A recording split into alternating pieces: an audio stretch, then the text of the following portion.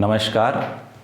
Colic concept की chemistry की video lecture series में आपका स्वागत है और आज का हमारा टॉपिक है गैसियस नियम, गैसियस लॉ। तो इससे रिलेटेड क्वेश्चन एग्जाम में आते रहते हैं और जहाँ जहाँ से क्वेश्चन उठते हैं हमने उसी पॉइंट को उठाया है और उन चीज़ों को हम डिस्कस करेंगे। तो सबसे पहले बात करते हैं पदार्थ की भौतिक अवस्था। तो दोस्तों, पदार्थ की भौतिक अवस्था हम यहाँ पर 4 लेकर चल रहे हैं। एक होती है ठोस, एक होती है द्रव, एक होती है गैस और एक नई भौतिक अवस्था मिली है वो होती है प्लाज्मा। यहाँ पर हम गैसियस स्टेट के बारे में बात करने वाले हैं, गैसीय अवस्था के बारे में बात करते हैं। ये भौतिक अवस्था इस बात पर डिसाइड होती है कि गैस के बीच कितना अट्रैक्शन फोर्स लग रहा है और गैस के पार्टिकल का साइज़ कितना है, उन चीज़ों से ये भौतिक अवस्था डिसाइड होती है। अब बात करते हैं गैसियस गुणों का निर्धारण। तो ये कुछ पैरामीटर है जिनके आधार पर हम गैसियस गुणों का निर्धारण करते हैं। तो पहले हम इन पैरामीटर को समझेंगे और फिर हम आगे बात करेंगे। तो पहला पैरामीटर है हमारा दाब प्रेशर, जिसको हम P से डिनोट करते हैं। तो यहाँ पर प्रेशर का मीनिंग क्या होगा कि जैसे मान लो मैंने कोई पात्र या कोई कंटेनर लिया है और इसके अंदर मैंने कोई भी गैस भर के रखी हुई है। तो गैस के पार्टिकल आपस में रैंडम मोशन करेंगे और रैंडम मोशन करते हुए एक दूसरे से टकराएंगे और टकराने के दौरान इनकी टक्करों के परिणाम स्वरूप इनकी दीवारों से भी टक्कर होगी गैस के पार्टिकल की। तो दीवारों से टक्कर के दौरान इसकी दीवारों पर एक प्रेशर क्रिएट होगा, एक दाब क्रिएट होगा। उसी दाब को हम गैस का दाब बोलते हैं, गैस का प्रेशर बोलते हैं। और सामान्यतः यहाँ पर इस चैप्टर में हम एटीएम में प्रेशर लेकर चलेंगे। ठीक है। अगला हम बात करते हैं आयतन की। आयतन को वॉल्यूम से डिनोट करेंगे, V से डिनोट करेंगे इसको। और आयतन में क्या होगा कि जिस भी कंटेनर के अंदर गैस को रखा गया है, जिस भी कंटेनर के अंदर आपने गैस को रखा है, तो उस कंटेनर का आयतन ही गैस का आयतन माना जाएगा। ठीक है। अगला है आपका तापमान। अगर मैं तापमान की बात करूं तो टेम्परेचर का मतलब है इस कंटेनर का कितना तापमान है, तो कंटेनर का तापमान ही उस गैस का तापमान होगा। और यहाँ पर जो टेम्परेचर है, यहाँ पर मेनली हम आदर्श गैस की बात करेंगे। तो आदर्श गैस की एक इक्वेशन होती है PV = nRT। तो यहाँ पर जो टेम्परेचर है वो आपको रखना पड़ेगा केल्विन के अंदर। यहाँ पर टेम्परेचर आपको रखना पड़ेगा केल्विन के अंदर। तो हो सकता है क्वेश्चन में आपको टेम्परेचर किसी और चीज़ में दिया जाए, जैसे डिग्री सेल्सियस में दे दिया आपको, लेकिन उसको केल्विन में चेंज करना है। तो कैसे चेंज करेंगे हम, तो डिग्री सेल्सियस में अगर आपने 273 ऐड कर दिया तो केल्विन में टेम्परेचर आपका चेंज हो जाएगा। कभी कभी आपको टेम्परेचर फ़ारेनहाइट में भी दिया जा सकता है, तो उसको भी आपको केल्विन में कन्वर्ट करके लिखना पड़ेगा। तो फ़ारेनहाइट का कन्वर्जन हम कैसे करेंगे, एक रिलेशन होता है F-32/9 C/5। तो ये फ़ारेनहाइट में टेम्परेचर है और ये डिग्री सेल्सियस में टेम्परेचर है। तो जो भी टेम्परेचर आपको फ़ारेनहाइट में दिया हुआ है वो यहाँ पर लिखिए, वो कन्वर्ट हो जाएगा डिग्री सेल्सियस में। और डिग्री सेल्सियस को हम कन्वर्ट कर सकते हैं यहाँ पर केल्विन में। ठीक है। तो ये कन्वर्जन ऑफ टेम्परेचर हो गया। अगला है हमारा मात्रा, कि हमने कितने अमाउंट का पदार्थ लिया हुआ है, पदार्थ की मात्रा कितनी है। तो इस चैप्टर में हम मात्रा को मोल से मेजर करेंगे। मोल होता है कि given mass upon molar mass. कहने का मतलब दिया गया द्रव्यमान बटे उस गैस का मोलर द्रव्यमान। इससे हमको मोल पता लगेगा और मोल को ही इस इक्वेशन में हम n की जगह रखेंगे। मोल से रिलेटेड एक अलग वीडियो मैंने बनाया है, वहाँ से आप मोल के बारे में पूरी डिटेल ले लीजिए कि मोल कैसे कैलकुलेट किया जाता है, मोल से संबंधित कैसे क्वेश्चन बनते हैं और कैसे क्वेश्चन एग्जाम में पूछे जाते हैं। ठीक है। तो ये सारे पैरामीटर थे जिससे गैसीय गुणों का निर्धारण होता है। अभी हम आगे बढ़ते हैं और गैसीय नियमों को पढ़ते हैं। तो यहाँ पर देखो, मैंने टोटल 6 गैसियस नियम लिए हैं और इन्हीं से रिलेटेड क्वेश्चन आपके एग्जाम में बार बार पूछे जाते हैं। तो सबसे पहले मैं लास्ट 6 नंबर पे है आदर्श गैस नियम, उसी को उठा रहा हूँ। तो आदर्श गैस नियम की एक इक्वेशन है PV = nRT। और यहाँ पर P प्रेशर को डिनोट करता है, जैसे अभी मैंने बात की थी। V वॉल्यूम को डिनोट करता है। N यहाँ पर नंबर ऑफ मोल है गैस के। R यहाँ पर गैस कांस्टेंट है, गैस नियतांक होता है। और T यहाँ पर टेम्परेचर की बात करता है। तो यहाँ पर दोस्तों यहाँ पर एक इससे रिलेटेड क्वेश्चन आएंगे तो आपको कोई भी 3 चीज़ देकर चौथी चीज़ आपसे पूछी जा सकती है, इससे संबंधित क्वेश्चन आते हैं। और ये जो इक्वेशन है ये केवल आदर्श गैस पे लगती है। हमारे इन्वायरमेंट में हम आसपास जो भी गैस देखते हैं वो सारी गैसें आदर्श नहीं हैं। आदर्श गैस की कुछ प्रॉपर्टी होती है जो मैं यहाँ पर भी पढ़ाऊँगा, तब हम देखेंगे कि वो उसी गैसों पे ये इक्वेशन वैलिड होती है। यहाँ पर R है, उसके बारे में बता देता हूँ। R यहाँ पर गैस कांस्टेंट है, एक नियतांक है जिसकी वैल्यू फिक्स रहती है और इसकी वैल्यू आपको अलग अलग परिस्थितियों में अलग अलग रखनी पड़ेगी। इसकी वैल्यू हम प्रेशर और वॉल्यूम की जो टर्मिनोलॉजी होती है, उनकी जो यूनिट होती है उसके आधार पर रखते हैं। यहाँ पर मेनली 3 R की वैल्यू होती है। एक होती है 0.0821 लीटर ATM। अगर आपने प्रेशर को ATM में और वॉल्यूम को लीटर में लिया है तो R की ये वैल्यू आपको इस इक्वेशन में पुट करनी पड़ेगी। R = 0.0821 litre ATM। इसको और आसान करने के लिए आप 1/12 भी लेकर चल सकते हैं। आगे होती है R की अगली वैल्यू 8.31 जूल, 8.31 जूल पर मोल पर केल्विन। यहाँ पर भी पर मोल पर केल्विन आएगा साथ में, इसकी ये यूनिट है R की, ठीक है। इसको 1/12 भी लिखेंगे हम, तो पर मोल पर केल्विन। यहाँ पर R की वैल्यू है 8.31 जूल पर मोल पर केल्विन। तो जो वेलोसिटी रिलेटेड क्वेश्चन होते हैं, जो एनर्जी रिलेटेड क्वेश्चन होते हैं, उसमें R की ये वैल्यू हम पुट करते हैं। और जो थर्ड R की वैल्यू होती है वो होती है कैलोरी में, 2 कैलोरी पर मोल पर केल्विन। तो इस केस में यहाँ पर R की वैल्यू 2 लेते हैं। तो मेनली यहाँ पर गैसियस स्टेट में R की ये वैल्यू लेकर चलेंगे हम, ठीक है, 0.0821 लीटर ATM, क्योंकि हम प्रेशर मेनली ATM में लेते हैं और वॉल्यूम यहाँ पर लीटर में लेकर चलते हैं, तो ये वैल्यू हम यहाँ पर पुट करेंगे, ठीक है। तो ये हमारी होगी आदर्श गैस इक्वेशन, आदर्श गैस नियम वाली इक्वेशन को हमने एक्सप्लेन किया। अब इन नियमों की बात करते हैं। तो पहला नियम है बॉयल्स का नियम, बॉयल्स लॉ बोलते हैं जिसको। यहाँ पर मैंने एक टेबल बनाई है, टेबल में बॉयल्स का नियम हो गया यहाँ पर। अब यहाँ पर बॉयल्स नियम में कांस्टेंट क्या चीज़ रहती है, तो देखो शुरू के जो 3 नियम हैं तो उनमें जो नंबर ऑफ मोल है गैस के वो तो तीनों में ही कांस्टेंट रहेंगे। इसके अलावा यहाँ पर बॉयल्स लॉ है, उसमें टेम्परेचर कांस्टेंट रहता है। इसके अंदर टेम्परेचर आपका नियत रहेगा, टेम्परेचर कांस्टेंट रहेगा। तो जैसे अभी हमने आइडियल गैस इक्वेशन पढ़ी थी PV = nRT। मान लो यहाँ पर उन्होंने बोल दिया कि टेम्परेचर कांस्टेंट है, तो टेम्परेचर को हम कंसीडर नहीं करेंगे। R तो वैसे ही गैस नियतांक होता है तो उसको वैसे ही कंसीडर नहीं करना। बाकी तीनों नियमों में N भी कांस्टेंट है, नंबर ऑफ मोल भी कांस्टेंट है। तो बच क्या गया यहाँ पर, P और V बच गया। तो P और V क्या हो गया, ये कांस्टेंट हो गया, = K लिख देता हूँ, K कोई कांस्टेंट है। तो P और V कांस्टेंट हो गया। इसका मतलब P क्या हो गया, V के इन्वर्सली प्रोपोर्शनल हो गया। प्रेशर और वॉल्यूम जहाँ पर इन्वर्सली प्रोपोर्शनल होते हैं वो होता है आपका बॉयल्स का नियम। इसको अगर मैं 2 अलग अलग कंडीशन पे बात करूँ कि मान लो एक कंटेनर 1 है और एक कंटेनर 2 है, तो इन दोनों पर बात करूँ तो यहाँ पर मान लो P1 V1 होगा और यहाँ पर P2 V2 होगा। ये भी कांस्टेंट है और ये भी कांस्टेंट है, तो हम कह सकते हैं कि P1 V1 बराबर होगा P2 V2 के लिए। ये हम अप्लाई कर सकते हैं यहाँ पर। तो ये था आपका बॉयल्स का नियम। बॉयल्स के नियम में टेम्परेचर कांस्टेंट रहता है और प्रेशर होता है वॉल्यूम के इन्वर्सली प्रोपोर्शनल। अगला मैं बात करता हूँ चार्ल्स का नियम। तो चार्ल्स के नियम में यहाँ पर रहता है प्रेशर कांस्टेंट, प्रेशर कांस्टेंट रहता है और नंबर ऑफ मोल तो हम तीनों में ही कांस्टेंट लेके चल रहे हैं, तो ये चीज़ें यहाँ पर कांस्टेंट रहेगी। तो जैसे PV = nRT है आपकी इक्वेशन, यहाँ पर प्रेशर कांस्टेंट है, नंबर ऑफ मोल कांस्टेंट है, R तो वैसे ही नियतांक होता है। तो देखो क्या बच गया, V और T बच गया। तो कहने का मतलब V है वो डायरेक्टली प्रोपोर्शनल है यहाँ पर टेम्परेचर के, और यहाँ पर टेम्परेचर किस में लेना है आपको, टेम्परेचर दोस्तों केल्विन में लेना है। तो V डायरेक्टली प्रोपोर्शनल हो गया T के, तो V को इधर ले जाता हूँ मैं, मतलब V/T, तो ये भी कांस्टेंट हो गया।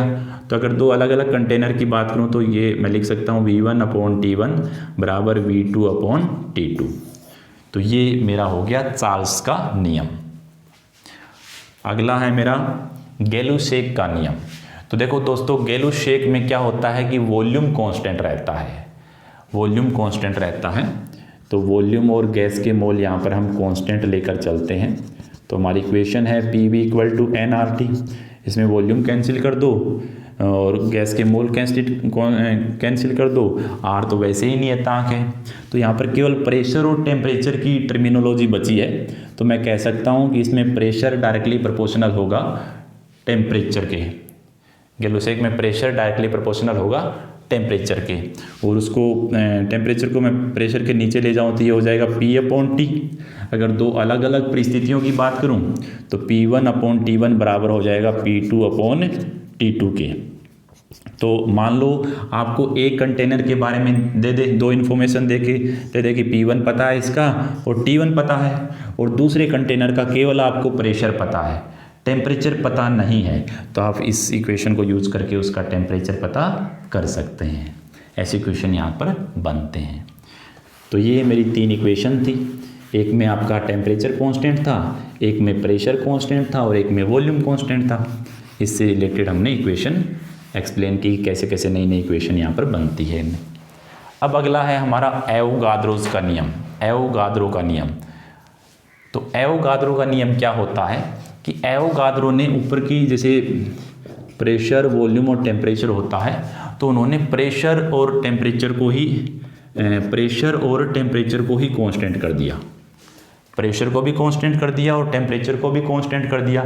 तो बच क्या गया यहाँ पर, एक तो वॉल्यूम बच गया और एक गैस के मोल बच गए। तो इसके जो नियम होता है उसमें वॉल्यूम डायरेक्टली प्रोपोर्शनल होगा नंबर ऑफ मोल के, क्योंकि PV = nRT है। तो देखो बेटा, प्रेशर कांस्टेंट कर दिया और टेम्परेचर कांस्टेंट कर दिया, R तो वैसे ही नियतांक है, तो V और N क्या हो गए, एक दूसरे के प्रोपोर्शनल हो गए।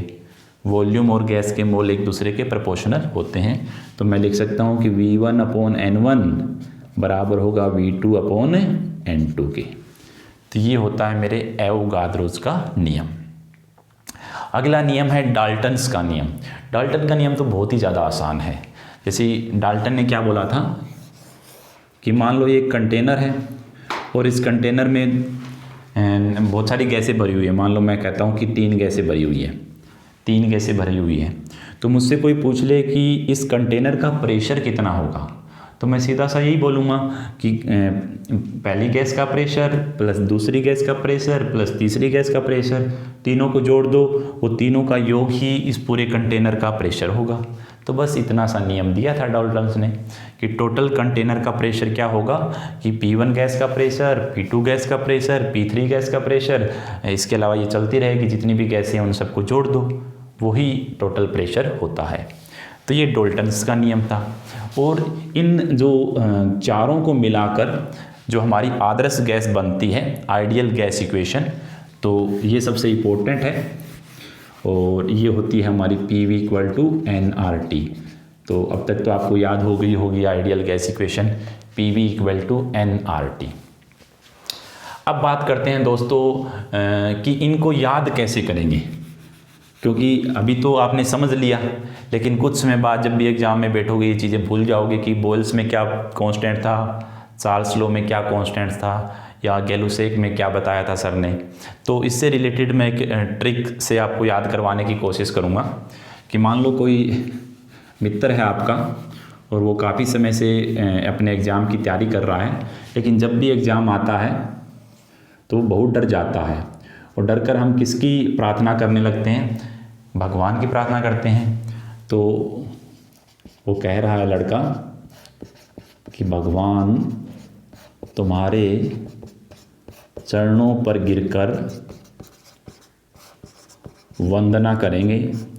अगर आपने हमारा पेपर अच्छा करवा दिया, एग्ज़ाम अच्छा करवा दिया, तो भगवान तुम्हारे चरणों पर गिरकर हम आपकी वंदना करेंगे। तो भगवान से मैं यहाँ पर ले रहा हूँ B, ठीक है, तुम्हारे चरणों पर गिरकर वंदना करेंगे। ठीक है, मैंने पहले शब्दों से ये वर्ड उठाए हैं। तो यहाँ से हम कैसे याद करेंगे कि जो बॉयल्स लॉ है, बॉयल्स लॉ में आपका टेम्परेचर कांस्टेंट रहता है। बॉयल्स लॉ में क्या चीज़ कांस्टेंट रहती है, टेम्परेचर कांस्टेंट रहता है। बाकी आप ये चीज़ निकाल लोगे PV = nRT यूज़ करके। इसके अलावा जो चार्ल्स लॉ है, चार्ल्स का नियम, चार्ल्स लॉ में क्या कांस्टेंट रहता है? प्रेशर कांस्टेंट रहता है, उसमें प्रेशर कांस्टेंट रहता है। इसी प्रकार गैलुसेक लॉ है, गैलुसेक लॉ के अंदर आपका वॉल्यूम कांस्टेंट रहता है। ठीक है, बाकी गैस का जो अमाउंट है वो फिक्स लेकर चल रहे हैं, तो नंबर ऑफ मोल तो तीनों में ही कांस्टेंट है। तो इस प्रकार आप पता याद रह जाएगा आपका कि किस में क्या चीज़ कांस्टेंट रहती है। ठीक है, ये नीचे वाले तीन तो बहुत ही आसान है, तो ऐसे ही याद हो जाएंगे, उसमें ट्रिक की कोई ज़रूरत नहीं है। अब बढ़ते हैं आगे दोस्तों।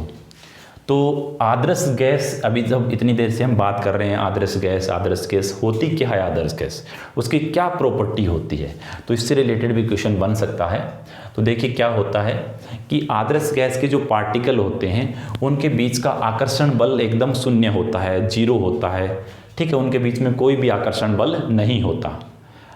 अगर मान के चलो अगर आकर्षण बल होगा तो गैस के पार्टिकल इकट्ठे हो जाएंगे, वो इकट्ठे हो जाएंगे तो वो गैस बनेगी नहीं, वो किसी और फॉर्म में कन्वर्ट हो जाएंगे। तो गैस के पार्टिकल रैंडम मोशन करते रहते हैं, इसका मतलब उनके बीच में आकर्षण बल नहीं है। इसके अलावा जो जितने भी गैस के पार्टिकल होते हैं वो एक जैसे अणु होते हैं, एक समान अणु होते हैं, वो एकदम आइडेंटिकल होते हैं, सबका साइज, आकार, सब चीज़ एक जैसी होती है। इसके अलावा जो गैस के पार्टिकल होते हैं वो खुद नगण्य स्थान घेरते हैं, खुद कोई जगह नहीं घेरते, वो जितने जगह में मोशन करते हैं, जितने जगह में घूम फिर सकते हैं, वही उस कंटेनर का वॉल्यूम होता है। और गैस के पार्टिकल का खुद का वॉल्यूम हम नगण्य मान के चलते हैं, उनके खुद का कोई भी वॉल्यूम नहीं होता, नगण्य होता है, ये मान के हम चलते हैं। इसके अलावा जो कोलिजन होता है, और कोलिजन में जो टाइम लगता है वो बहुत ही फ्रैक्शन ऑफ सेकंड लगता है, बहुत ही नगण्य समय लगता है, उसको हम नेग्लिजिबल मानते हैं। कि जैसे ये पार्टिकल इधर आया, ये पार्टिकल इधर आया, इन्होंने आपस में टक्कर की, तो टक्कर के दौरान जो समय लगा वो एकदम नेग्लिजिबल था, एकदम नगण्य था। ये सारे पॉइंट हम कंसिडर करते हैं और तब जाके आदर्श गैस बनती है। इसके अलावा जो आदर्श गैस की जो अवधारणा है ये एकदम काल्पनिक अवधारणा है, रियल में ऐसा कुछ पॉसिबल नहीं है, आदर्श गैस बनाना हमारे लिए पॉसिबल नहीं है, तो ये काल्पनिक अवधारणा है। जितनी भी आप अपने आसपास गैसें देखते हो ये रियल गैसें हैं, आदर्श गैसें वो नहीं है। ये हमने एक तरह से अजम्पशन लिया है, माना है कि ऐसा ऐसा कुछ गैस हो तो ये नियम बनाए हैं उनके लिए। ठीक है दोस्तों, अब आगे है हमारा कि विसरण, डिफ्यूजन। आपने शब्द सुना होगा, एक तो होता है डिफ्यूजन, एक होता है इफ्यूजन, एक होता है डिफ्यूजन। ये दोनों का मीनिंग सेम ही होता है, एक होता है इफ्यूजन। डिफ्यूजन और इफ्यूजन में अंतर क्या होता है कि मान लो ये दो कंटेनर रखे हुए हैं, एक दीवार से इनको जोड़ा गया है और मैंने इसमें एक बड़ा छेद कर दिया, तो यहाँ की गैस, ए की गैस बी की तरफ जाएगी और बी की गैस ए की तरफ आएगी, तो दोनों की गैस आपस में मिक्स होगी, फैलेगी एक दूसरे की तरफ, तो ये तो हो गया डिफ्यूजन। और इफ्यूजन का मतलब होता है बहुत ही जो होल करना है, ये बहुत ही छोटा करना है। बहुत ही छोटे का मतलब मान लो आपने गुब्बारा लिया और गुब्बारे में सुई चुभो दी, तो उस केस में उसको हम बोलते हैं इफ्यूजन। अगर ये जो एरिया बहुत छोटा है तो वो इफ्यूजन हो जाएगा। अगर एरिया थोड़ा बड़ा है, बड़ा एरिया का मतलब इस कमरे की मैंने खिड़की खोल दी तो बाहर की हवा अंदर आने लगेगी, तो वो होगा डिफ्यूजन। और अगर गुब्बारे में मैंने सुई चुभो दी तो वो होगा इफ्यूजन। ठीक है, अब बात करते हैं डिफ्यूजन या विसरण। विसरण, इसका मीनिंग होता है फैल जाना, गैसों का आपस एक जगह से दूसरी जगह में फैल जाना, वो ही विसरण होता है। जैसे घर में हम धूप बत्ती करते हैं तो थोड़ी देर में वो पूरे घर में फैल जाती है, तो वो किस प्रक्रिया का हिस्सा है? वो है विसरण। ठीक है, अब होता क्या है कि कोई भी चीज़ हमेशा उच्च सांद्रता से निम्न सांद्रता की तरफ जाती है, तो अगर गैस का हाई प्रेशर से लो प्रेशर की तरफ गैस हमेशा मूव करती है, तो इसी वजह से ये विसरण होता है। तो विसरण का कारण यही है कि हर चीज़ का जो मोमेंट होता है वो हमेशा हाई प्रेशर से लो प्रेशर की तरफ होता है। इसके अलावा हम सिर्फ विसरण की दर की बात करेंगे, तो विसरण की दर होती है, कोई भी चीज़ की दर होती है पर यूनिट समय में उसका कितना मतलब अमाउंट काम कर गया, तो विसरण गैस की कितनी मात्रा है जो विसरित हो चुकी है और उसमें कितना समय लगा है, तो दोनों का रेशियो होता है, वो ही होता है विसरण दर। अब ग्राहम नाम के एक साइंटिस्ट थे, उन्होंने इसको लेकर एक नियम दिया था, तो उससे रिलेटेड क्वेश्चन हमारे एग्जाम में आते हैं। तो ग्राहम का विसरण का नियम क्या था, ग्राम्स लॉ ऑफ डिफ्यूजन, कि समान ताप और दाब पर उन्होंने टेम्परेचर और प्रेशर को एकदम समान रख दिया था। गैसों के विसरण की दर, ये गैसों के विसरण की दर, इसको आर ले लेता हूँ मैं, ठीक है। गैसों के विसरण की दर गैसों के घनत्व के वर्गमूल के व्युत्क्रमानुपाती होती है। गैस है कोई, उसका मैंने लिया है घनत्व डी, डेंसिटी, और उसका ले लिया मैंने वर्गमूल, तो वर्गमूल के क्या रहेगी, व्युत्क्रमानुपाती होगी। गैसों के विसरण की दर गैसों के घनत्व के वर्गमूल के क्या रहती है, व्युत्क्रमानुपाती रहती है, ये ग्राहम्स ने बताया था। अब हमको पता है डिफ्यूजन बराबर होता है द्रव्यमान upon volume, mass upon volume. तो जो चीज़ डेंसिटी पे लग रही है वो हम मास पर भी लगा सकते हैं, जो चीज़ डेंसिटी पर लग रही है वो हम मास पर भी लगा सकते हैं। तो इसी का एक दूसरा हम कह सकते हैं कि यहाँ पर ये भी चीज़ सत्य होगी कि गैसों के विसरण की दर होगी वो गैस के मोलर द्रव्यमान, एम यहाँ पर मैंने लिया है उसका मोलर द्रव्यमान, मोलर मास या मोलर द्रव्यमान, तो मोलर द्रव्यमान के वर्गमूल के व्युत्क्रमानुपाती रहेगी। तो ये दोनों चीज़ यहाँ पर वैलिड है, ठीक है। और दो अलग अलग कंटेनर की बात करूँ मैं यहाँ पर, ठीक है, दो अलग अलग कंटेनर की बात करूँ तो आपको इसके विसरण की दर पता है इस गैस की, और इस गैस के विसरण की दर पता है, इसका मोलर मास पता है लेकिन इस गैस का मोलर मास नहीं पता, आपको कैलकुलेट करना है। तो हम कह सकते हैं कि R1 बराबर होगी R2 के, तो R1 क्या होगी, R1 बराबर होगी R2 के, और R क्या होती है, मतलब 1/√m होती है। तो मैं कहूँगा कि R1 बटे R2 क्या होगी, अंडर द रूट m2/m1, ठीक है। R1 बटे R2 क्या होगी, अंडर द रूट m2/m1, ठीक है। R1 इक्वल टू R2 नहीं लिख कर R1 बराबर 1/√m1 लिख देता हूँ, और R2 इक्वल टू 1/√m2 लिख देता हूँ। तो अब इन दोनों का रेशियो ले लिया, R1 बटे R2 क्या हो गया, √m2/m1, इधर R1 है इधर m2 है क्योंकि इन्वर्सली प्रोपोर्शनल है, तो ये चीज़ हम लगा सकते हैं। कोई भी तीन चीज़ देकर हमसे एक चीज़ पूछ लेगा तो ये हम वहाँ पर ये वैलिड कर देंगे, ठीक है। तो ये हमारे ग्राहम का विसरण का नियम है। आपको ये प्रॉपर डेफिनेशन एग्जाम में आ सकती है, 4 ऑप्शन देकर पूछ सकते हैं कि ग्राहम के डिफ्यूजन लॉ कौन सा था। तो ये था आपका गैसियस नियम। इससे रिलेटेड ही क्वेश्चन हमारे जनरल कंपटीशन में पूछे जाते हैं, तो आप इसको अच्छे से पढ़िए, 2 बार देखिए, उसके नोट्स बनाइए, और फिर भी कोई डाउट रहता है, कोई कन्फ्यूज़न रहता है तो हमको कमेंट बॉक्स में बताइए, हम उस पर भी वीडियो बनाएंगे। धन्यवाद। जय हिंद, जय भारत।